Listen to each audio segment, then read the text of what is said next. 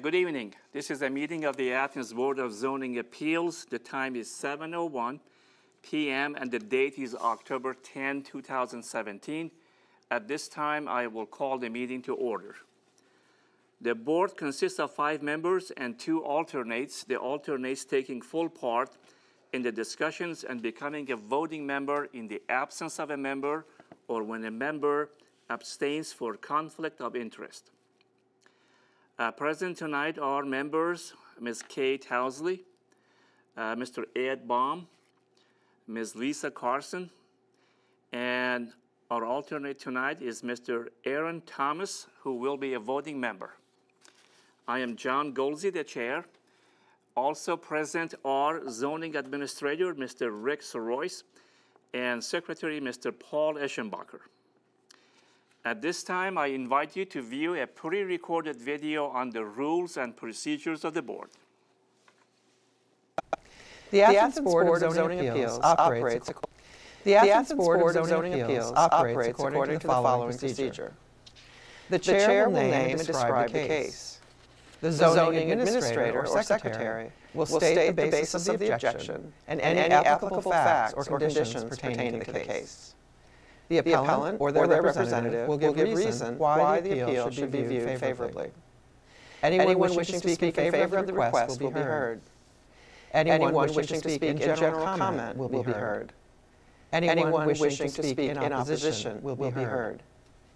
If necessary, the appellant or their representative will offer concluding, summary, or rebuttal remarks.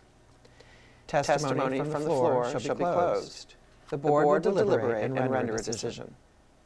According to Athens City Code, Section 23.07.03b, the board has power to grant variances from the strict application of the code, provided the variance will not be contrary to the public interest.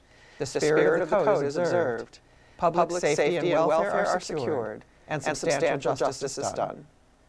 According to Athens City Code, Section 23.07.10c, variances from the code shall not be granted unless the board makes specific findings of fact based directly on the particular evidence presented to it, that the standards and conditions imposed in this title, if applicable, have been met by the applicant.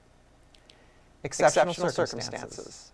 There are exceptional or extraordinary circumstances or conditions applying to the property in question or to the intended use of the property that do not apply generally to other properties or classes or uses in the same zone. Practical difficulty and undue hardship. Because of exceptional or extraordinary circumstances or conditions pertaining to a specific piece of property, a literal enforcement of these regulations will result in practical difficulty or undue hardship that is unnecessary to the achievement of public purposes. Preservation of equal property rights. Literal interpretation of these regulations would deprive the appellant of rights commonly enjoyed by others in the same zone and the same vicinity, while a granting of the requested variance will not confer on the applicant any special privilege that is denied to other properties in the same zone and the same vicinity. Minimum variance. The variance granted is the minimum variance required to make possible the reasonable use of the property. Absence of detriment. The authorizing of such variance will not be of substantial detriment to adjacent property and will not materially impair the purpose of the zoning code or the public interest. Not of a general nature. The condition or situation of the specific piece of property or the intended use of said property for which variance is sought, one or the other or in combination, is not of so general or recurrent a nature as to make reasonably practicable the formulation of a general regulation for such condition or situation. Any person, resident, or officer, department, or appointed body of the City of Athens, aggrieved by a decision of the Board, may petition the Athens County Court of Common Pleas concerning the illegality of the decision. Such petition must be filed within 30 days after the mailing of the decision of the Board to the applicant. Thank you.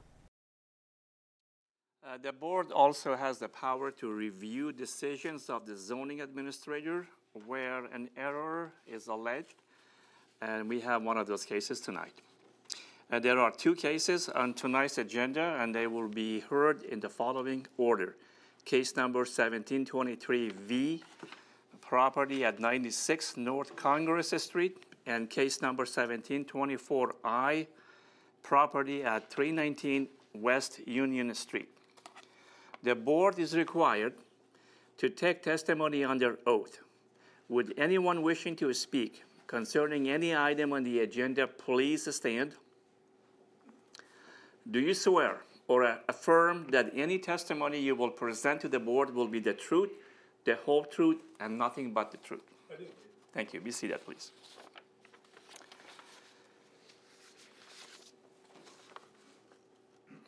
Do we have the appellants for both cases?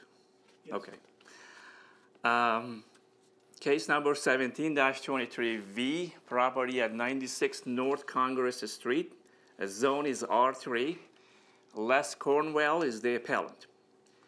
Appellant is requesting variances from ACC 23-1001 Table A, a schedule of bulk controls to allow the remodeling of a structure from 2 units with 8 total tenants to 1 unit with 5 total tenants, with a front setback of 18 feet where 25 feet is the minimum requirement, a left side setback of 2 feet where 4 feet is the minimum requirement, and lot coverage of 45% where 30% is the maximum allowed.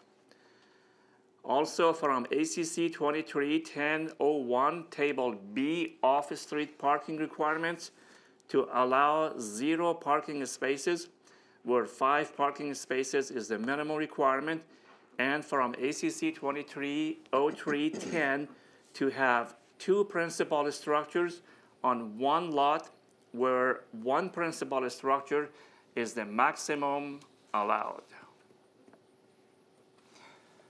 Yes, sir. Since I was the one who handled the permit application, I'll try to explain it.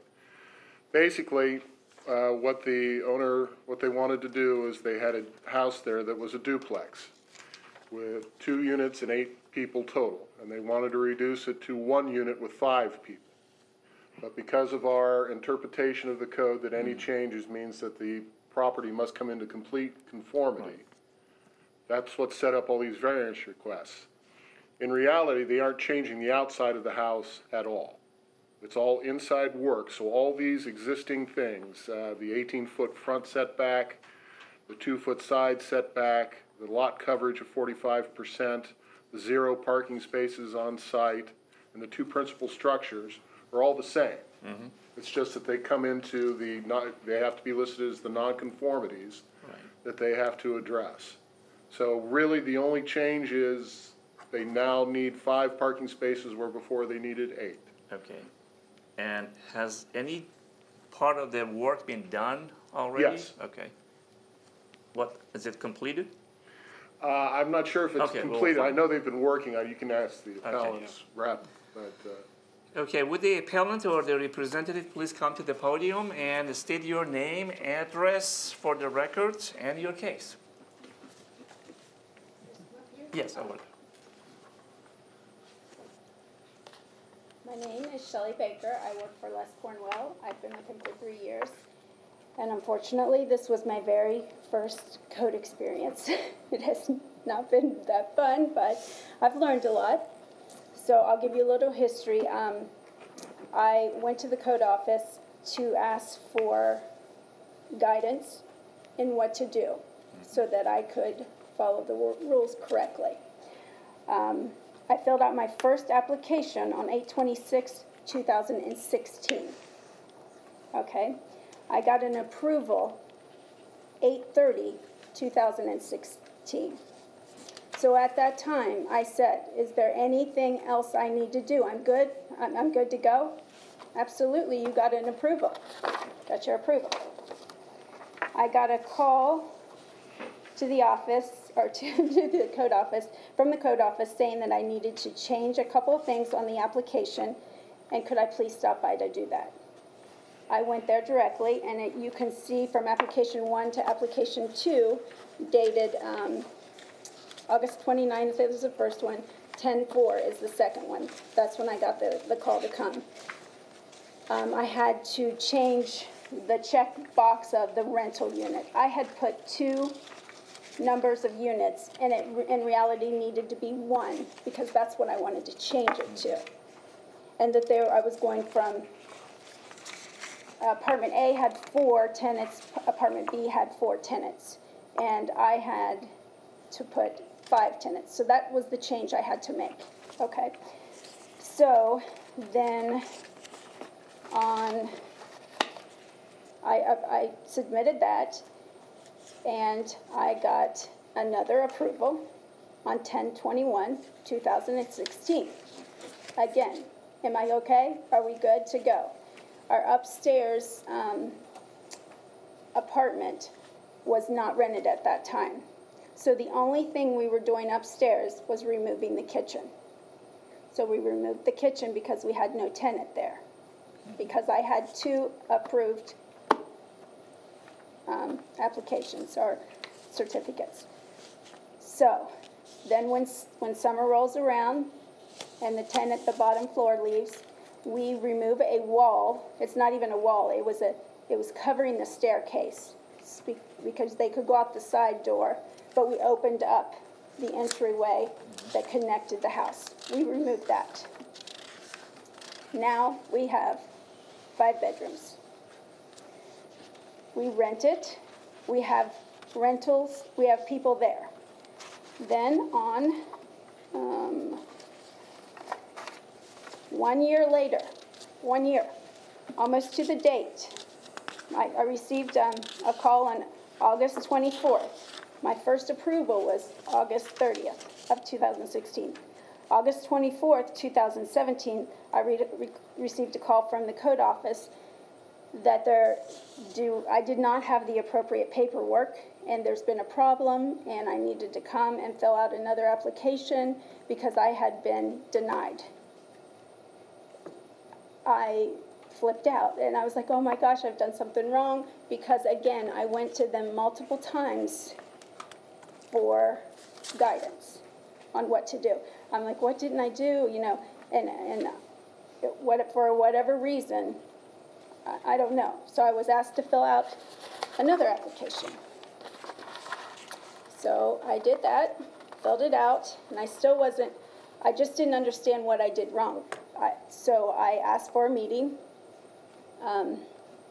with the code officer and he tried to explain it to me, and everyone's been so nice and wonderful, but I just don't understand those terms, unfortunately. I have a hard time understanding them.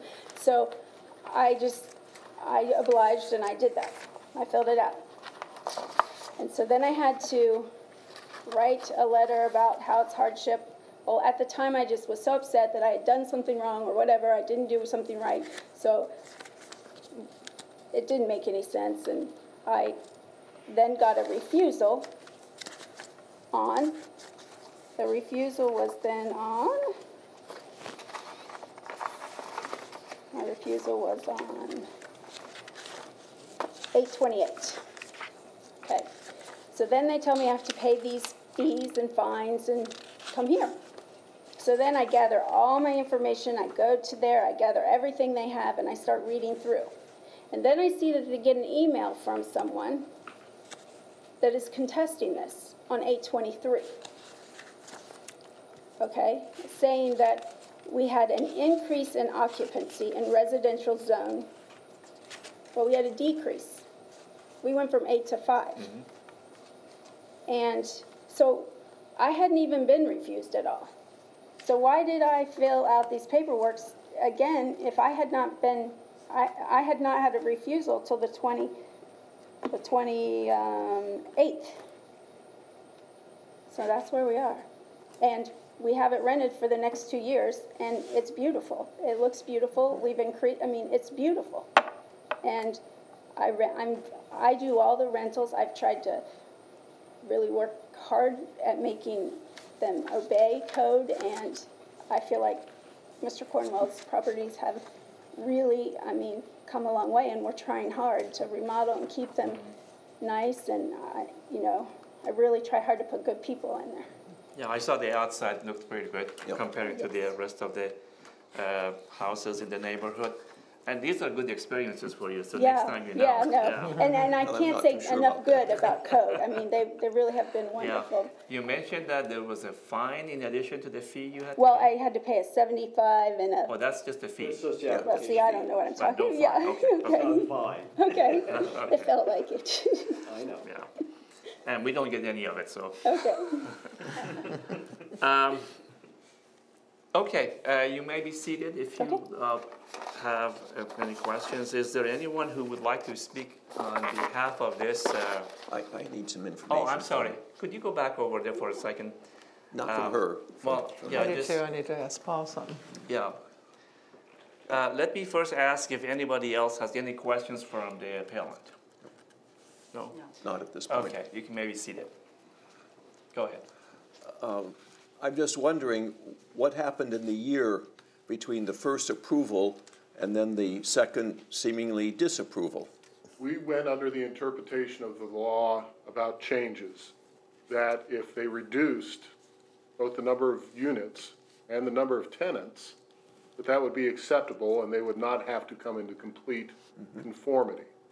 In the meantime, what happened was, unfortunately, Mr. Linder's case down on West Union, where he tried to put in 2 parking spaces that was refused because he did not bring his property into complete conformity. We were then told that the proper interpretation, and you guys reviewed this interpretation, that if a place is non-conforming and they're changing it, they have to bring it into complete conformity. We were not operating under that when the first 2 rental permits were accepted and approved. Otherwise, if we had been going by that at that time, back in the spring of 2016, the rental permit for 1 unit and 5 people would have been refused. But at that time, we thought it was okay to approve it because they were reducing the nonconformity of the property. Since then, because the interpretation from Service Safety Director's office and the interpretation of the zoning board itself, that no, they have to come in complete conformity. So the Cornwell's properties just got caught in bad timing. We approved something and then were told in the meantime, no, that was incorrect. Okay, thank you. Any other questions? Yeah, I just had a question about the 2 approvals that we have from 2016. One of them, the earlier one says there are 2 parking spaces and the later one says there are 0. But is 0 the correct number? Okay, thanks. That's what I was called back. Yeah.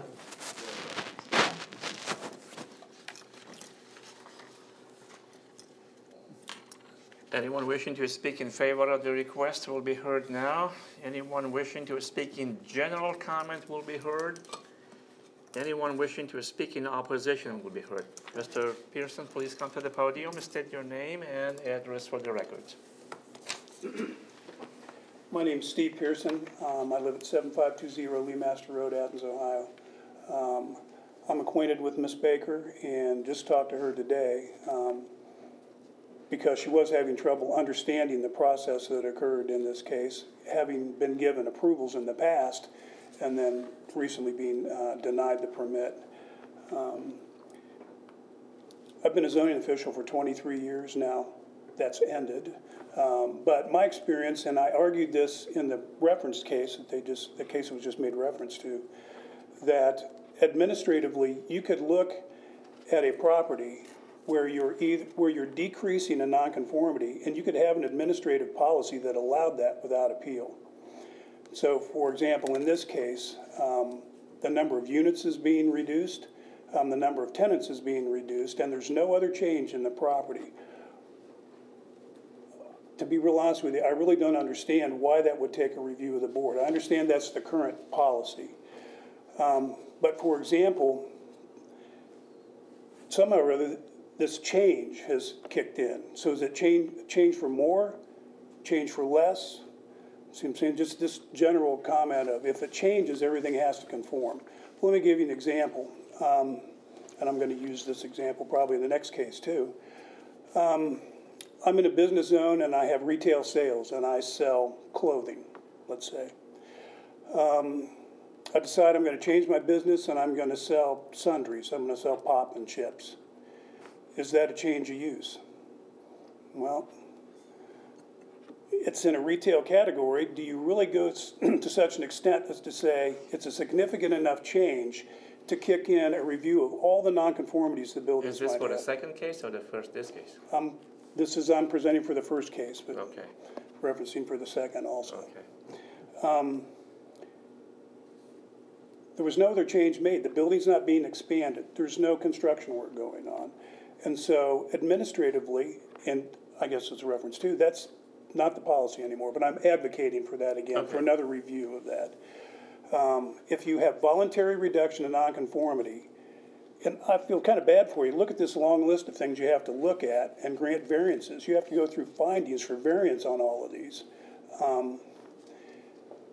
That's why administratively it'd be easier just to let this go if there's voluntary reduction in noncompliance. Also, in the definition of nonconforming use, it says bulk controls are grandfathered essentially. It's just when you change uses from a use that's not permitted to another use that's not permitted, that's when, well, let me back up just a second. I am a bit confused. Are you opposing the appellant in this case, or are you opposing the process that exists right now? I'm advocating for the appellant.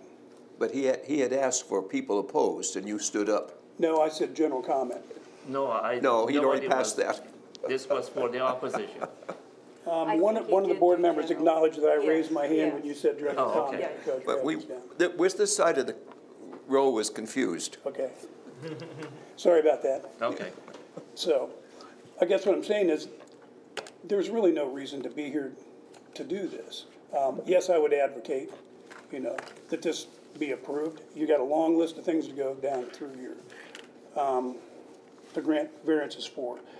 But the code actually says the definition of nonconformity does not include height, area, yards, courts, or distance requirements for more restrictive zones or uses when a use is permitted. So I don't see where there's a nonconformity that has to be reviewed. Right. Actually, I made a note in here which I was going to read, and you beat me to it. That I was going to discuss exactly the same thing. I will talk about it. And again, there's been allusion to that. It's an administrative policy, and I grant you that. It's an administrative policy, Right. how you want to view these kinds of things. But it just seems like there's an awful lot of cases that the board will have to hear or has heard where this could be handled But administratively. I don't think we are the body that can make that decision. You haven't been asked for an interpretation. We'll do that on the second Okay. case. Okay. Thank you. Thank you. Anybody else? Would you like to say anything more? You have a last chance to the podium, please. Yeah, I do have one quick question. When you said because of something that changed, somebody's case changed, so did you go back to anyone in the last year and then deny? Not went back and denied, no. You were just caught between two different interpretations. When you handed in those rental permits last year, those were okayed because of what we thought the interpretation was. By the time we heard other cases and realized that now the official interpretation from the city is that you have to come into complete nonconformity. And also changing the inside from 2 units to 1 requires a basic building permit. So that after the was work's refused. done, Yeah. after the work's done, you can go back and say, oh no, now we Well, yeah, are I mean, deciding. if somebody falls under the category of doing significant enough changes that it requires a building permit or a zoning permit, yes, even if the work is done. If I may, do you remember I sent you an email saying when someone had pointed out that work was being done? Right, You yes. got that? Yeah, That's on what the 23rd. that was all. Yeah, on the 23rd, That was also part of what triggered it. right. So we had to respond to that also. Okay. I just find it, I think that, you've invested time and money in this property and already have it filled, and I don't think it's right, but I'm not here to judge or decide, I don't think it's right. So, Thank you. thank you. Thank you. Could I add one more thing too? Yes, sir.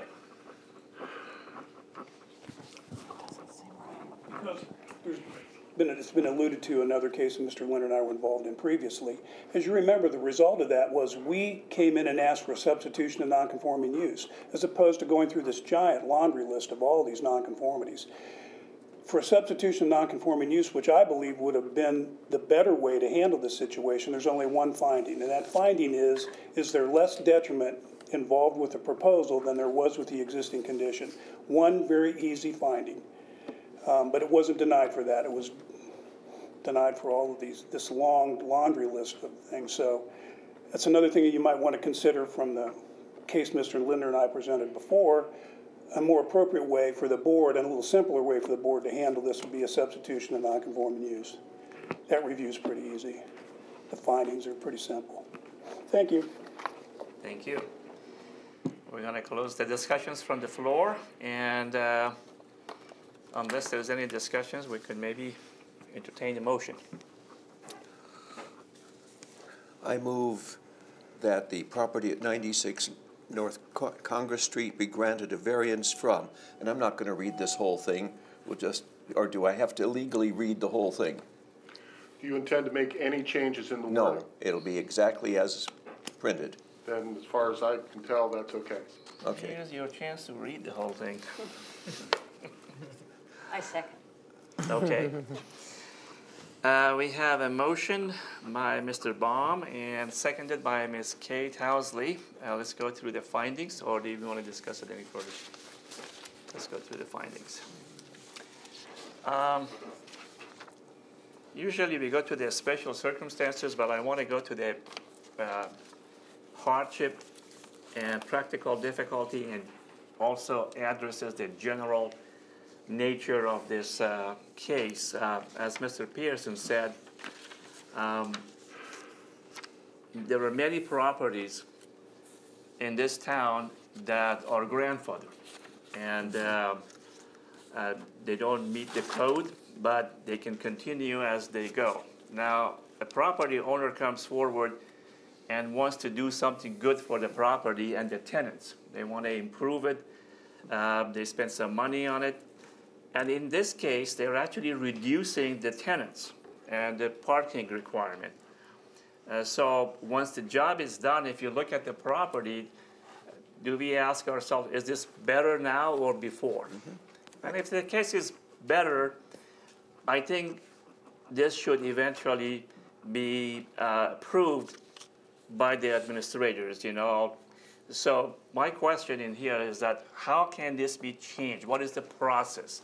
Do we go to the city council, or what is the process of saying that if a property is not a major project, there's not major changes, maybe this thing should be done automatically? So by not approving this variance, I think we are creating a hardship for the appellant, which is not necessary.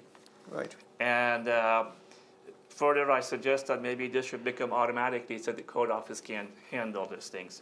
The way they had been doing. Huh? The way they had been doing prior to the Mr. Linder. Yeah. Well, actually, I don't recall doing a whole bunch of those. I don't think they were doing it because we have had a lot of cases coming to us for the same similar situation.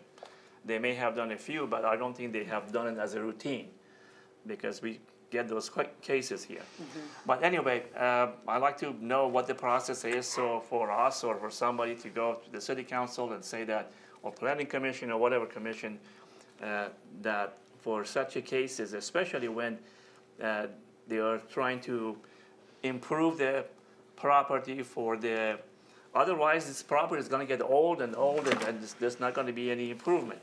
And by the way, once you go through this process, all those codes kicks in. So when I initially looked at it, I said there's a lot of variances, but they all kick in, you know, so automatically. And so in that case, I wouldn't consider this a maximum variance, this is minimum variance. So that's my case for the hardship. I agree. No, I do too. And Okay. this is gonna be more prominent over the next 10 years with all the older property in town. So Right. I mean, this is something that probably need to be looked at long term. As This far is- as they, yeah, I'm This sorry. is like second or third case with this same issue. Right. As far as the special circumstances, I was on that street. There's apparently plenty of parking. I was able to park. There's no meters in there. And this particular property in that particular street seems to be that the setbacks cannot be changed, you know, so I think it does apply this special circumstances. Do you all agree? Yes. Okay. Then we're going to go to preservation of equal property rights. Same as everybody else on the street. Minimum variance. Yep. I think it is minimum variance despite the fact that there are so many in there. Absence of detriment. No. And not of a general nature. I guess it's becoming a general nature, and I will follow up on it and see what exactly we could do to promote what Mr. Pearson also talked about. Good. So, are we ready to vote? Yes. All in favor of this variance, please raise your hand. Okay, you have the variance 5-0.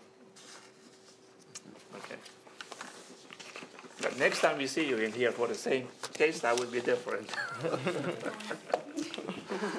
Okay, we're going to go to case number 2. John, would you like to join us? Yes, sorry, my 9-year-old father has conditions in the hospital, so. Yeah, we have our second alternate member, Mr. John Dudikins is here, and he's going to join us.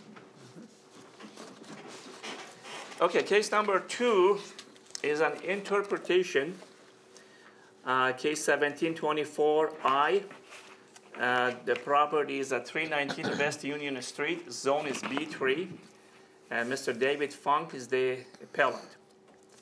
The appellant is requesting an interpretation from the board that there is a change of use from residential services for special needs individuals to drug and alcohol recovery services.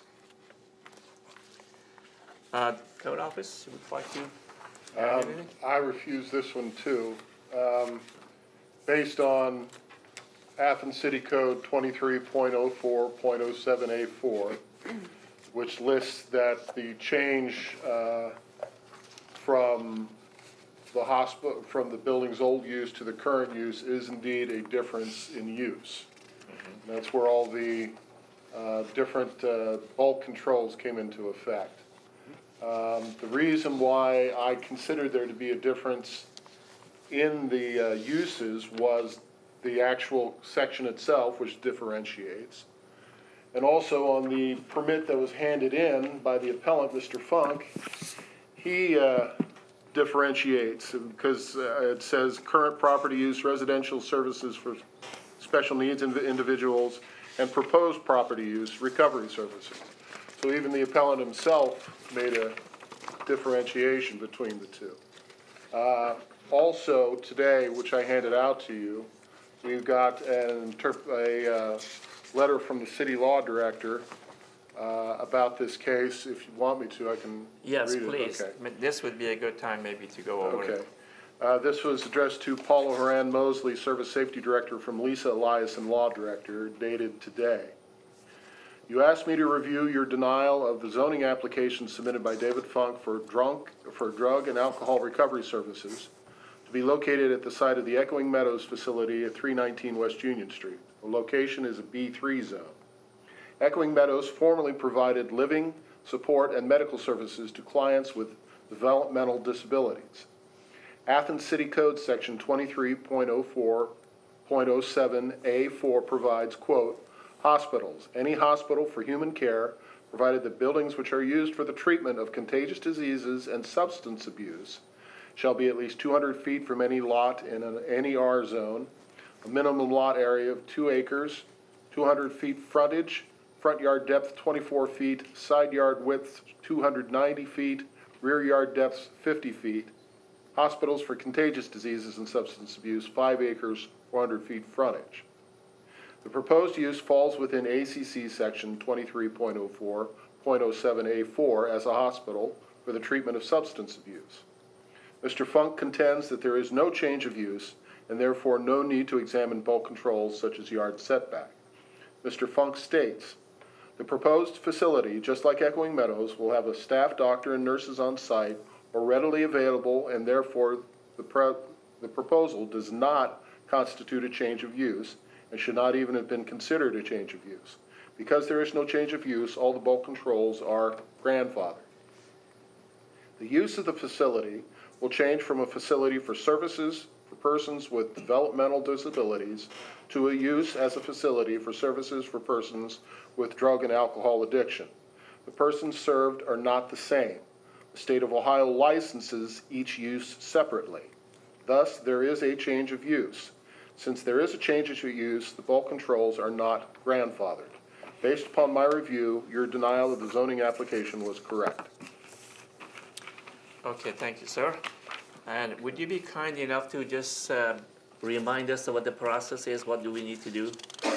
Basically, you discuss it, you make a motion based on what I wrote down there, and then you vote. There's no findings or anything. You simply discuss it, and when you're ready to make the motion, then you simply vote. Now, if the setbacks, which was coded in here, was okay, then would we be here today, or? No. No, okay. So setbacks was not an issue. Well, I mean, that's what kicked it into place because this particular building does not meet the setbacks. Okay. Right, so. Okay. Here I was all prepared for an interesting discussion of what a hospital is and what substance abuse was and everything else.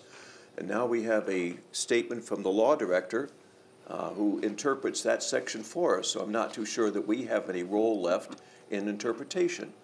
She has interpreted, and she is the law director of the City of Athens, that this is a change of use, and therefore the denial was correct. I'm not too sure what more we can do. Well, we have to hear from the appellant, for sure. Well, we can hear, but that doesn't change the law director's opinion. I don't think we can overrule the law director's opinion. Well, then you can agree with it. So I had a question. So this is pretty much changing the use from disabilities to substance abuse, and then through the state of Ohio, it is the same. Is it the same or is it different through the state? That's my question. Okay, if we'll find out. Yeah. Yeah, that's and that's what I'm reading from interpretation that is different. Yeah, that's I think Mr. Baum. We should hear the appellants because I don't think she heard the appellants. Right. Well, she's the law director. I know, but and she that's hasn't her role. heard That's the her case. responsibility. Yes.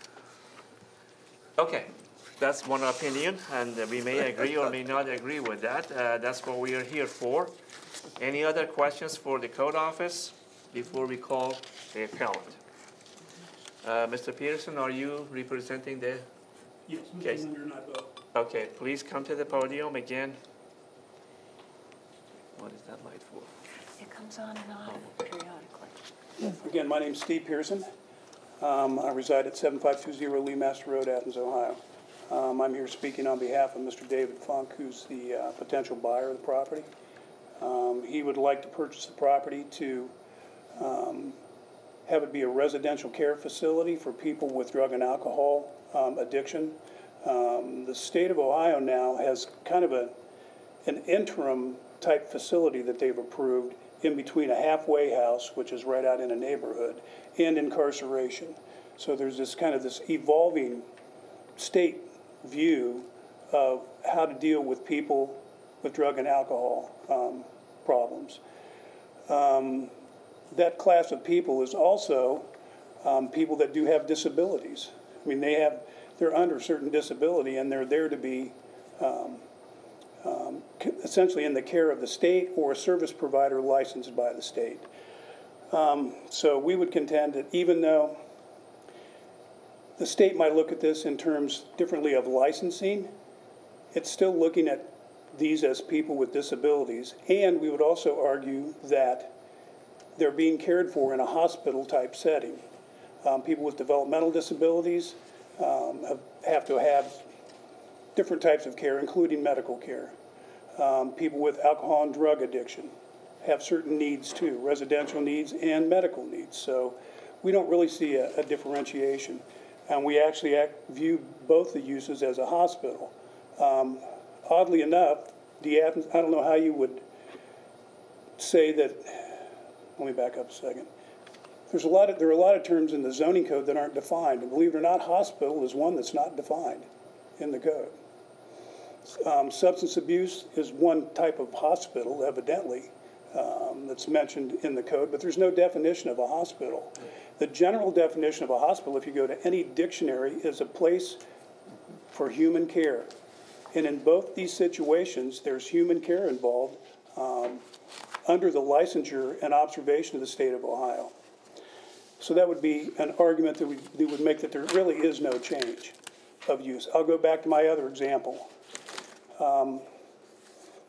Instead of saying I'm a hospital, let's just say I'm a retailer. I change and sell different products. Do all my bulk controls come into play then, especially if I'm not enlarging the building? If you can see that logic there too. Also, I'll give you another example.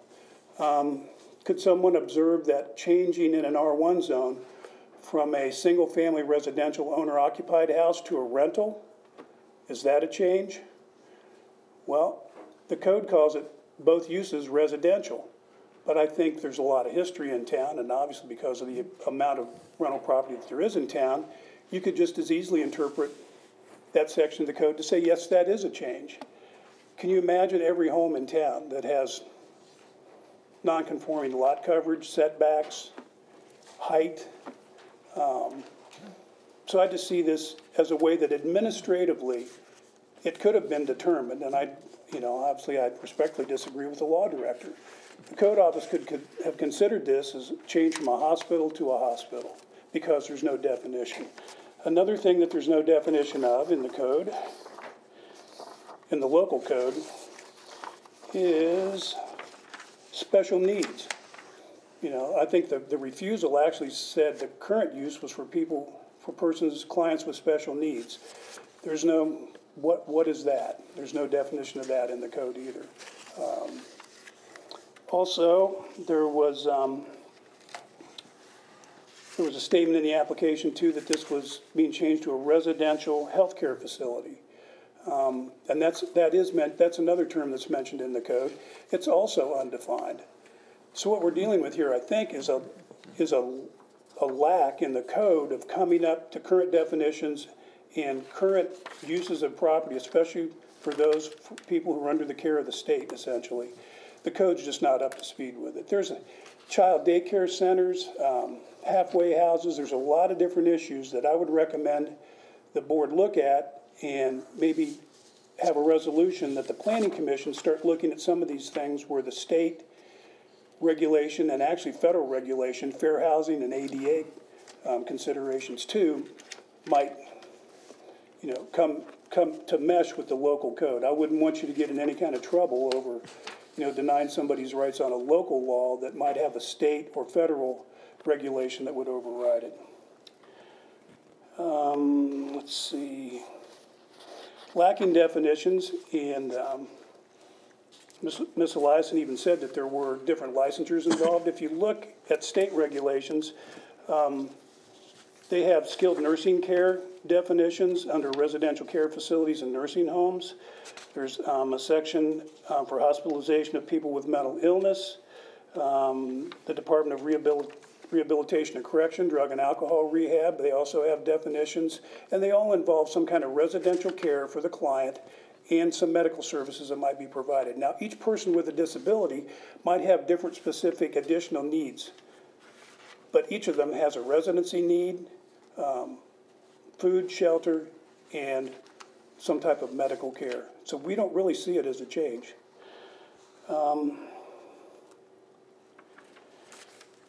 That's my first argument.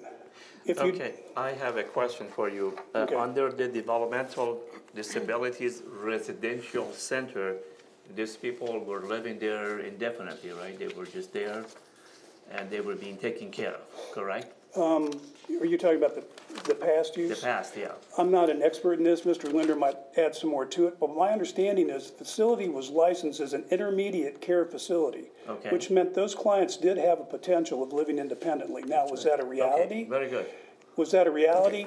That's up to a medical person to determine if that's true. Okay. The state of Ohio has recently said that these type of facilities have to be decentralized and abandoned, and Mr. Linder and other housing providers are trying to assimilate them into the community now, to integrate them into the community. So they're just, Well, what seemed the right at one time differentiation- now seems not to be as desirable. The differentiation that I was gonna make, and did come up with an example for you, was that if this, initially, they were living there for a long term, for the drug and alcohol recovery, I wouldn't think it's like a long term, it's most likely short term.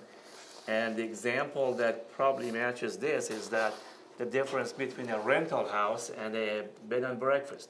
You could be renting a place for 6 months to somebody, or you could have the bed and breakfast. Those are two different uses that we have established already. So in my view, based on that, I see that these could be two different scenarios, two different uses. The original permit said it would not be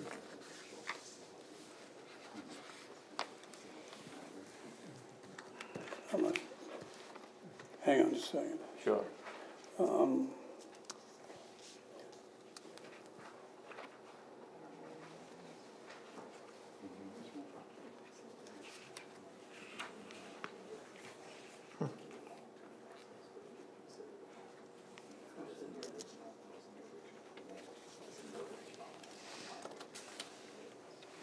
This is ongoing in the state of Ohio too. I think they're right. It says right there something. It doesn't say about disabilities. I'm sorry, I don't have a document that Mr. Linder's referring to, but what we're talking about was the original permit that the city approved in 1978-79 for the facility that's there now.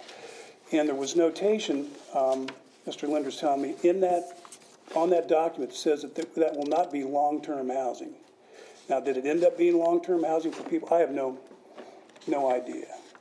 So just to address the idea of, is it short-term, long-term? I suppose at this point what I would argue is they're both permitted uses. This is going to be my second argument too. If both uses are permitted, why would bulk controls even come into play, even if it was a change? I can understand it if it was a change from a permitted use to a non-permitted use, or something that was grandfathered for not being permitted. In the last case you heard, it was changing from something, staying permitted, a permitted use. So we really don't understand either why the bulk controls even come into play. This kind of spins back to all the other several cases Mr. Linder and I have presented. If you're changing the use to something that's permitted, how can you change the condition of the building? I would also note too, just real quickly, this wasn't refused for lot area, which isn't large enough. It wasn't refused for lot frontage.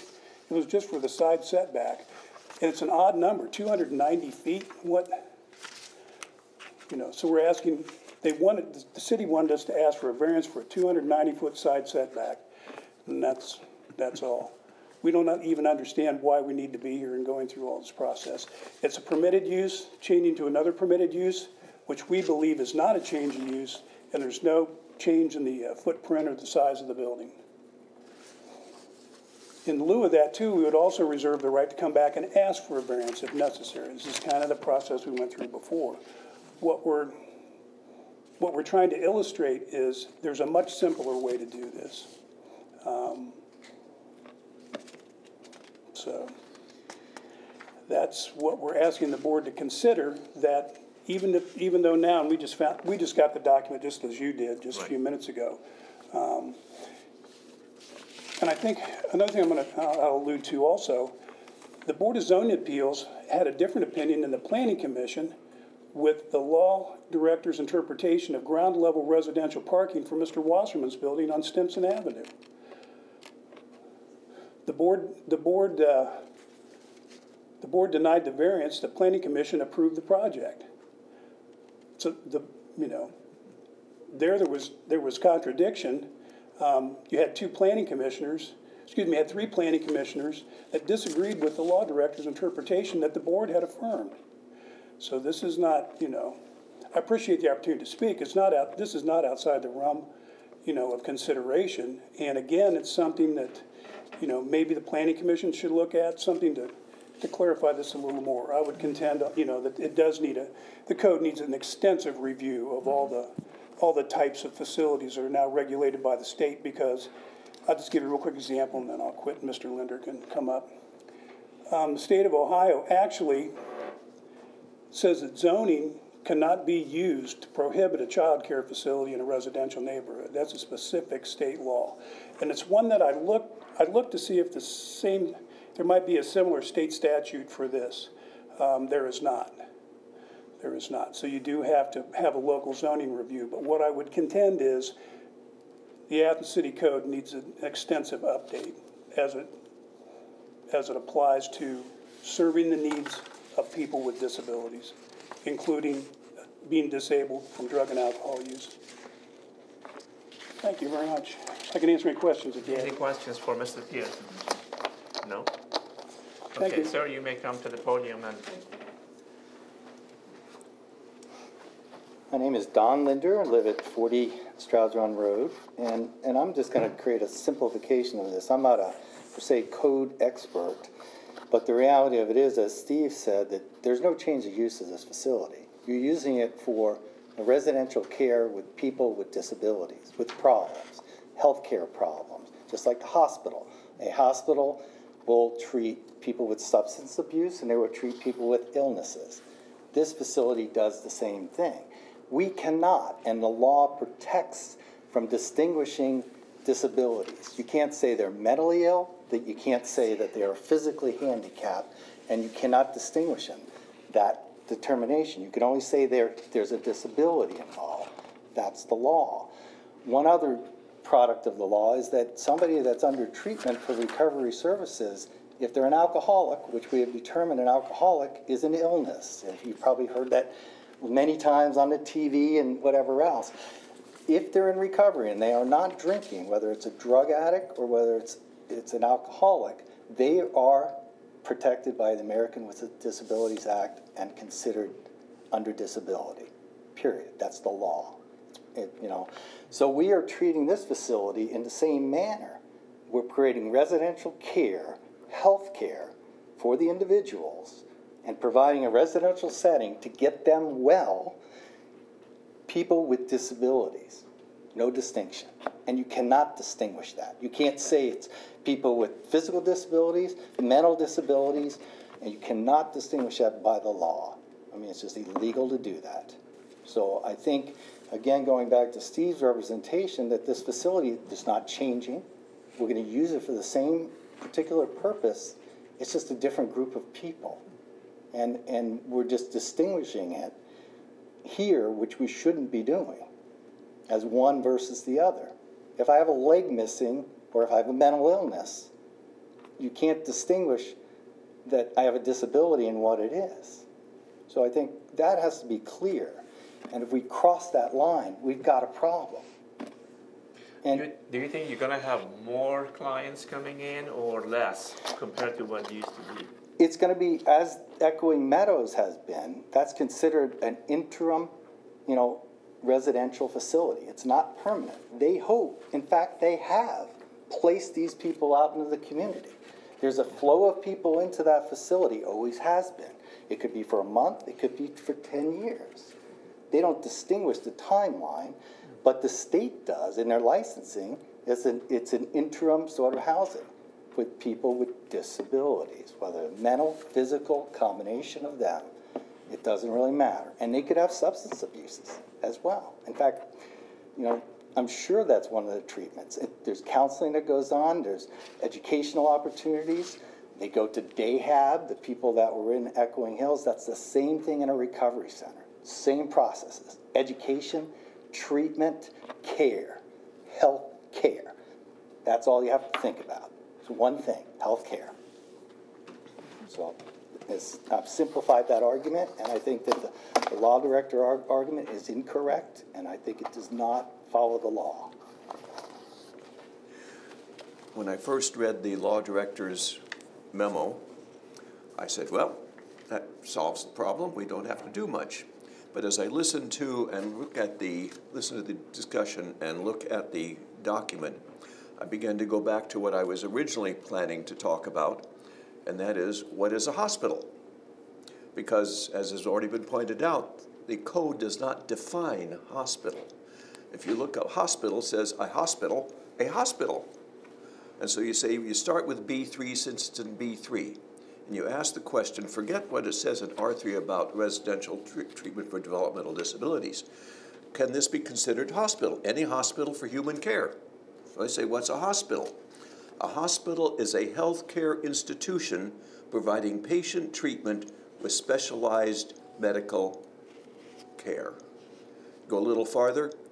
Hospitals are distinguished from other types of medical facilities by the ability to admit and care for inpatients. And then finally, we have types of specialized hospitals, which include rehabilitation hospitals. So we ask, is Echoing Meadows a hospital? Under the definitions that we have of hospitals, it is a hospital.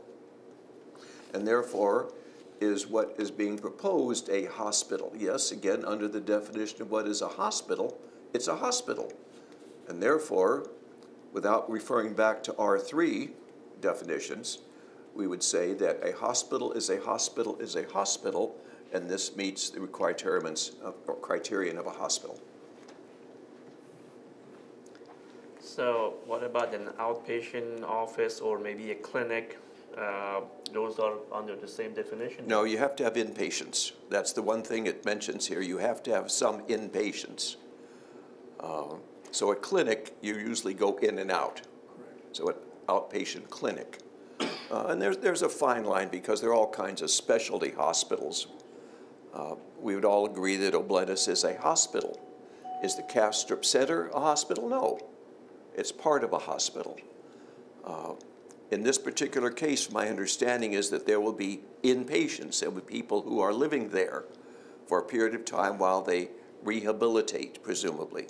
And that falls under the general definition of a rehabilitation hospital. Well, not only does it fall under the general definition, it falls under the code because the code actually specifies substance abuse. Yeah. So clearly, in code, hospitals can include the treatment of substance abuse. So I would suggest that the law director, I don't know the force of the argument that the state of Ohio licenses these things separately, but code seems to say that substance abuse is something that can be treated in a hospital setting. So that would suggest that there is not a change of use. We don't know that developmental disability, which is not mentioned in code, would originally fall under that definition, but we do know that substance abuse does because it's specified. Plus, you're seeing the The change of that too. state of Ohio licenses each use separately. That's what she was just really nailing right there. Well, so much stuff is changing right Ohio now with the state licenses lots of different uses separately. Yeah, I would like to comment on that. A truck driver has a CDL license. A driver of a car has a driver's license. They're licensed separately under the state of Ohio. Before you go, we may have some more questions. Sure. I have a question. This facility will have all the facilities to take care of these issues of the alcohol and drug abuse compared to a hospital. So are they? Well, ironically, Oblenis Hospital, Ohio Health Oblenis Hospital, is very excited to have a facility such as this close in proximity to what we call the medical corridor. Right. Because they would prefer to refer people to a recovery center rather than taking up bed spaces in a hospital that have greater uses than a recovery center, where they have more immediate and more traumatic needs. And they're looking forward to being able to cooperate. And I have a text from the hospital administration saying that they support this effort and encourage its development. So I suppose those are addressed in the licensing at some point. John, do you have any comments? Well, yeah, obviously there's a great need for the community for a place like this, and it's near the hospital. Is the security situation any different than with the? You know, in most recovery centers, there is basically not a lot of security. If you're basically being admitted or being referred to, it's a voluntary act that you're going there in a recovery program. Or it could even be a requirement of the court system. And instead of going to jail for your offenses, you go to this place, but they're going to deem you to be relatively a safe person there and have a chance of a recovery and entering as a productive citizen in our society. And that's really what the definition of recovery is. And, you know, of course, you're going to try to treat people that maybe never can be recovered or changed, but you know, the reality of it is we're trying to create productivity in a society now that we have such an epidemic of opioid abuse and other abuse, and particularly alcohol as well. And again, these are considered illnesses in our society. Whether you agree with that or not, it's, you know, that's the definition. And an alcoholic, it's an illness, you know, and some people may not agree with that, but that's the definition in the health industry. So we're basically treating people with illnesses in a healthcare facility. Is disability an illness? Yes, is actually an alcoholic. No, I'm talking about the previous use, which was taking care of the disabled people. Would that be under the illness? If you have a disability, you could have an illness as your disability. You could have a mental illness and be considered disabled. You can have a physical. You can have even a biological illness that doesn't allow you to be able to go to the restroom, that you have certain physiological problems. Okay. And again, we can't distinguish. The law does not allow you to distinguish between disabilities. You are a particular person who has a particular problem, you know, is defined as being disabled due, you know, to the glossary of definitions. But we can't distinguish, well, he's mentally ill, he's, you know, he's crazy or this or that. We can't distinguish that, even though we do, but we're not allowed to, you know, according to the law. And going back to what Ed was saying, that the purpose in most recovery centers are going to have people there for 30-day programs. They're going to be in a residential setting for a 30-day program. They're going to be in the bed in the hospital setting under treatment with a physician's supervision to help them recover through a step program. You know, and it's generally a 30-day program. And then they're hopefully they go into the next step of recovery outside as an outpatient, whether it's there or someplace else that they might be participating. All right, thank you, sir. We don't have anyone else on the floor, but I'm going to go to the code office. Any general comment or any opposition? Yes, I do. As much as I can appreciate Mr. Pierce and Mr. Linder's description of a hospital, which everyone seems to agree with what the definition of a hospital is, I do not deny that definition. But the argument here is not the definition of disabled or mental retardation, or what we're describing, what we're looking at here is the use of the facility. As the document's all prepared, and even according to the county property record card, the Echoing Meadows is considered a nursing home. And also the nursing homes, much like Echoing Meadows in the residential areas, they go out to the hospital for treatment. They go out to the hospital for treatment. They do not stay there for treatment. They may have someone come in for minor stuff, but any other treatment, they go to the hospital, as everyone has described. And the code, it mentions the hospital, and it mentions substance abuse, which is what a recovery services provides. Okay, so that's where we address. It's a different use. So the Echoing Meadows, do they not have no overnight facilities? Echoing Meadows was a long-term care, much like the ones that are out in the residential areas now, just like Mr. Linder said, okay, that we have approved. Because there's a law that states we cannot approve that, okay? But what we've got here now is a change of use. And again, we are focusing on the change of use, not the fact that we are trying to distinguish between developmental or whatever other disability there is. It's the change of use of the facility. That's my 2 cents. Yeah, sure, yes. I'd like to rebut that frankly, going back to that is a residential healthcare facility, and there are many different types, and it's permitted in this zone, so I don't think you can distinguish one versus the other. You know, it's got beds, they're there for residential healthcare providing, and yes, the state of Ohio does license things, you know, differently, but for that zone, it doesn't matter. Those are permitted uses, and in particular, substance care is a permitted use in that zone.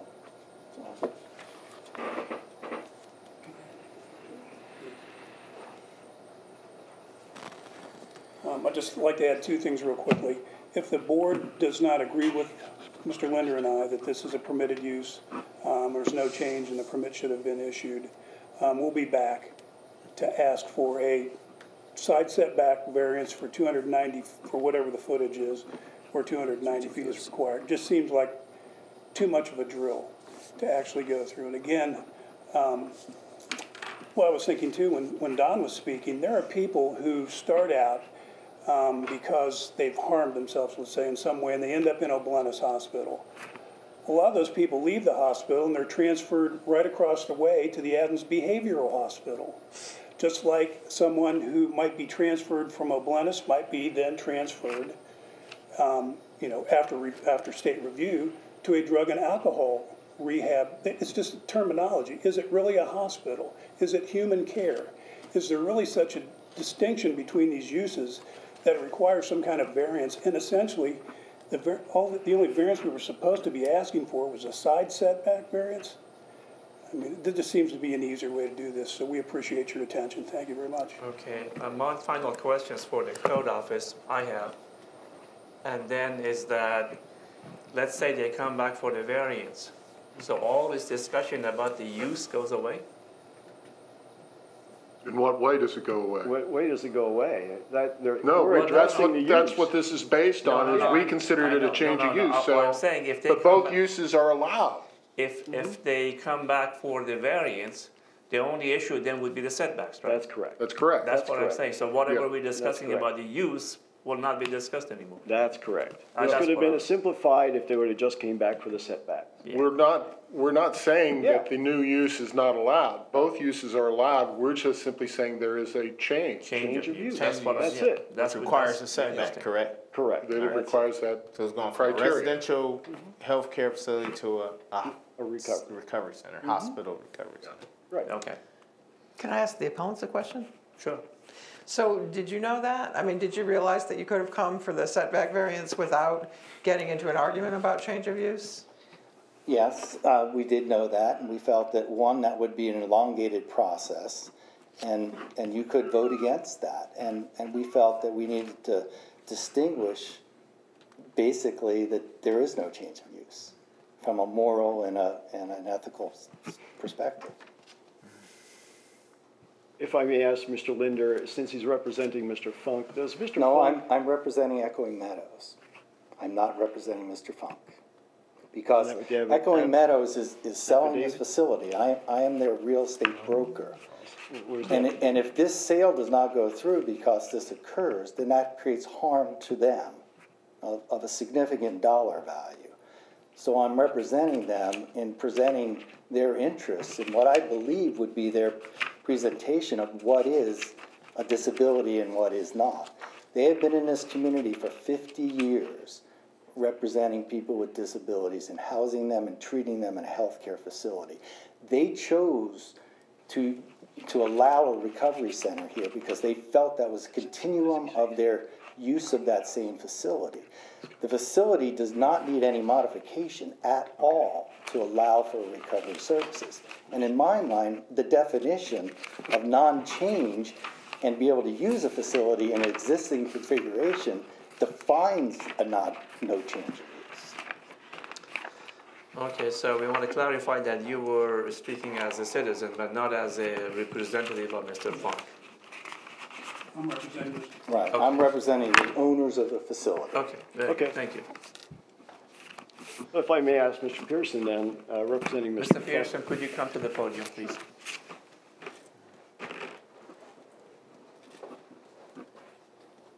If I may ask Mr. Pearson, do you know of any knowledge that Mr. Funk or there will be any other additional building added to the existing structure that's going to be sold?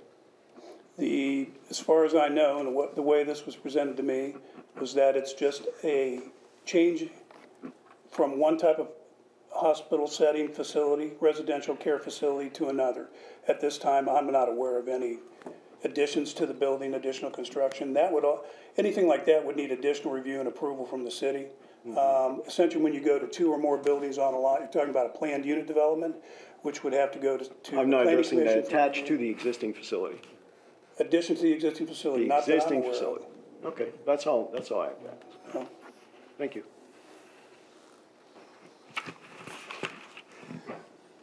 Unless there's any questions, we're going to close the discussions on the floor. And I think we need to make a motion.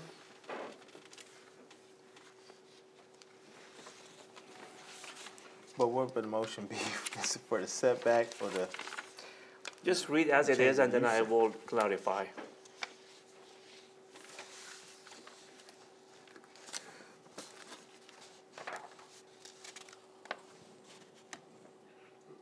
Is it interpretation? Oh, No, the way, whoever does the motion, the way I would phrase it is, I move that the board agree with the interpretation. Yes. Mhm. And then you vote yes, you do agree, or no, you don't agree. That's it. That's all you have to do. I'm gonna be honest. Okay. I'm Yes, I'm do kind it. of lost Let- with the setback versus the change of use. Let's Kay. Yeah. I move that the board agree in case 17-241, 319 West Union Street, Zone B3, that the board agree with the interpretation of the code office that there is a change of use from residential services for special needs individuals to drug and alcohol recovery services. So that means if you disagree with all of this, Well, if you agree with the code office or the law director, you raise your hand. right. If you don't agree, you don't raise your Right. hand. If you abstain, you don't raise your hand. Is there a second? I second. Are we ready to vote? I'm still thinking. Okay. Yeah. This is This is one of those where it's already been pointed out the code is woefully inadequate Yes. in providing guidance. Because one section is under R3 and the other is under B3.